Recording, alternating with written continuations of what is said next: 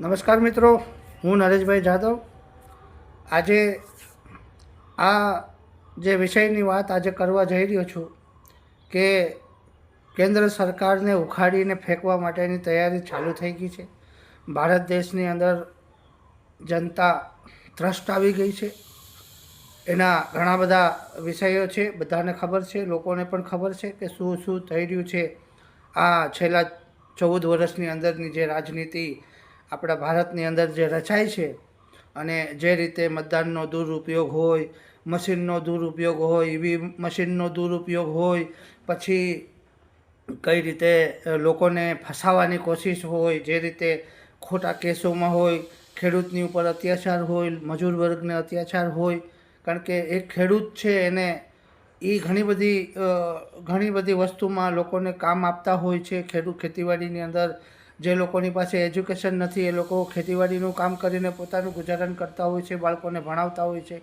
તો આ બધી વસ્તુની અંદર ધ્યાન રાખવાનું. અને આ વખતે જે 2027ની જે ગુજરાતની ચૂંટણીની અંદર આપણે જે કંઈ પ્રદર્શન કરવાનું છે તો બહુ શાંતિપૂર્વક અને ધ્યાન રાખીને કરવાનું છે કે હવે ક્યાંય ભાજપ કોંગ્રેસ દેખાવી ન જોઈએ.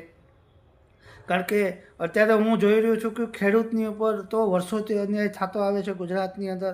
અને કેન્દ્ર સરકારની જે કાર્યરીતિ છે એ કઈ રીતે ખેડૂતને પોલીસ ખેડૂતને કઈ રીતે ઝસડીને લઈ જાય છે.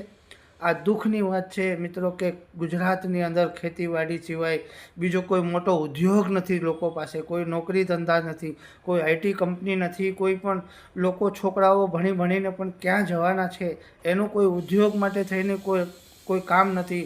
ઉના તાલુકો હોય, કોડીનાર તાલુકો હોય, ગુજરાતની અંદર તમે ઘણા જિલ્લાઓ એકદમ પછાત જિલ્લાઓ છે, હજી સુધી ગામડા સુધી પાણી નથી પહોંચ્યું. પીવાના પાણીના હજી વાંધા છે. અમે જોયું છે હમણાં 3-4 દિવસ પહેલાં છેતરભાઈ વસાવા, આમ આદમી પાર્ટીના અમારા જે છેતરભાઈ વસાવા છે, એમના ડેડિયાપાડાની અંદર પોતાના સહખર્ચે પોતાના પૈસાથી બોરવેલ નખાવી અને લોકોને પાણીની સુવિધા આપી છે. તો આ ભાજપની સરકાર, આ કોંગ્રેસની સરકાર ક્યાં છે? તો 30 વર્ષથી આ લોકો હળીમળીને ગુજરાતને લૂંટ્યું છે.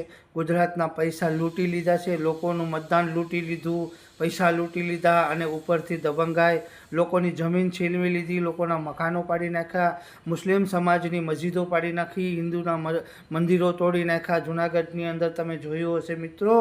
તો હવે જો ભાજપને તમે જો મતદાન કરશો તો આ કોંગ્રેસને કે ભાજપને તમે મતદાન કરશો તો આ બંને એક જ છે.